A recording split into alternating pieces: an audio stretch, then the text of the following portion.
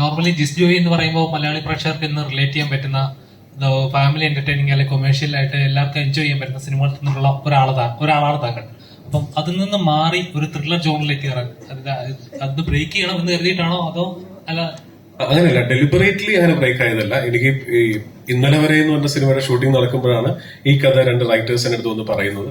അപ്പോൾ അത് വളരെയധികം ഇഷ്ടപ്പെട്ടപ്പോൾ നമ്മളെപ്പോഴും അങ്ങനെയാണ്, നെക്സ്റ്റ് സ്റ്റെപ്പ് ആർട്ടിസ്റ്റിനോട് ഒന്ന് പറഞ്ഞു നോക്കാം, അവർക്കും നമുക്ക് തോന്നി അതേ എക്സൈറ്റ്മെന്റ് തോന്നുമെന്ന്. അങ്ങനെ ഫസ്റ്റ് ആസിഫിനോട് പറഞ്ഞു. ആസിഫിന് വളരെയധികം ഇഷ്ടപ്പെട്ടു.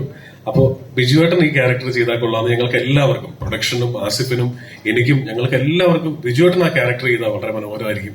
അപ്പോൾ ഞാൻ നേരത്തെ പറയുമായിരുന്നു, ഇപ്പൊ സൺഡേ ഹോളിഡേയിൽ ശ്രീനിവാസൻ സാർ ജോയിൻ ചെയ്തപ്പോൾ കിട്ടിയ ഒരു കോൺഫിഡൻസ് ഉണ്ട്.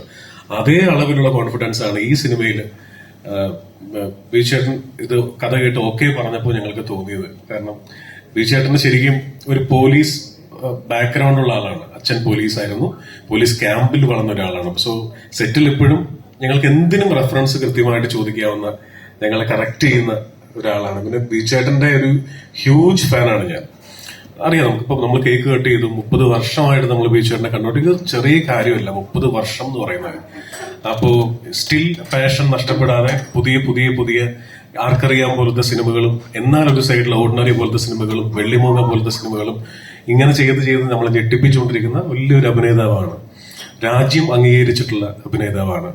അപ്പോൾ ആസിഫ് സ്ഥിരമായിട്ട് എന്റെ കൂട്ടുകെട്ട് ഉള്ളതാണ്. പക്ഷെ വിജയനുമായിട്ടുള്ള കൂട്ടുകെട്ട് ആദ്യമായിട്ടായിരുന്നു. അത് ഭയങ്കര എക്സൈറ്റഡ് ആയിരുന്നു. അത് എക്സൈറ്റ്മെന്റ് എന്നുള്ള വേർഡ് ഇപ്പൊ പറഞ്ഞ് ക്ലീഷ ആയിട്ടുണ്ടെങ്കിലും വേറെ വേർഡ് കിട്ടാത്തതുകൊണ്ട് പറയാണ്, അത്രയും ആസ്വദിച്ച് ഷൂട്ട് ചെയ്യാൻ പറ്റിയ ഒരു സിനിമയായിരുന്നു തലവൻ. ആസിഫ് എന്ന് പറയുന്നത് ജിസ് ജോയെ സംബന്ധിച്ച് ഒരു ലക്കി ചാമാണോ? അതുകൊണ്ടാണോ ഈ സിനിമയിലും?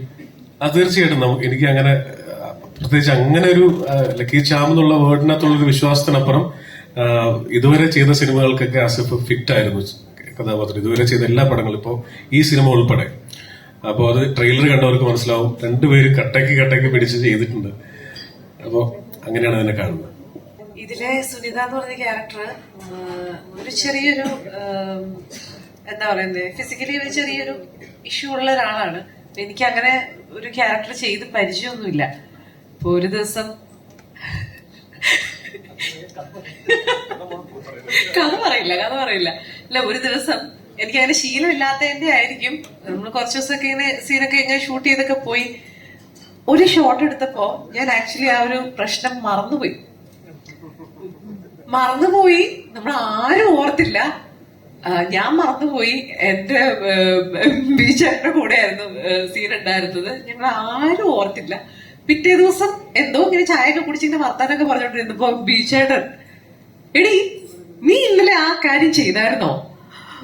അപ്പൊ ഞാൻ അയ്യോ ഞാൻ ഓർക്കുന്നില്ല എന്ന് പറഞ്ഞു.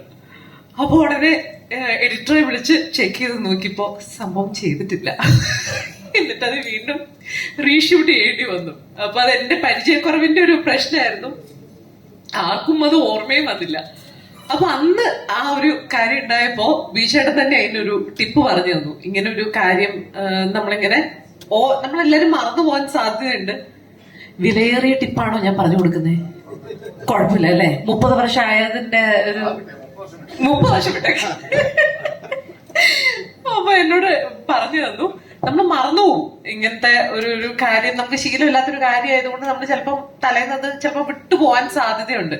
അപ്പോ അത് ഓർക്കാൻ വേണ്ടിയിട്ട് എന്തെങ്കിലും ഒരു എന്താ പറയുന്നത്, ഒരു നീ ക്യാപ്പോ അല്ലെങ്കിൽ ശരീരത്തിൽ നമ്മൾ യൂഷ്വലി ഉപയോഗിക്കാത്ത എന്തെങ്കിലും ഒരു സാധനം, ഒരു സംഭവം നമ്മൾ വെക്കുവാണെങ്കിൽ ഇതെന്തിനാ ഞാനിട്ട, ആ കാര്യം ഓർമ്മ വരും എന്നുള്ള രീതിയിൽ ഒരു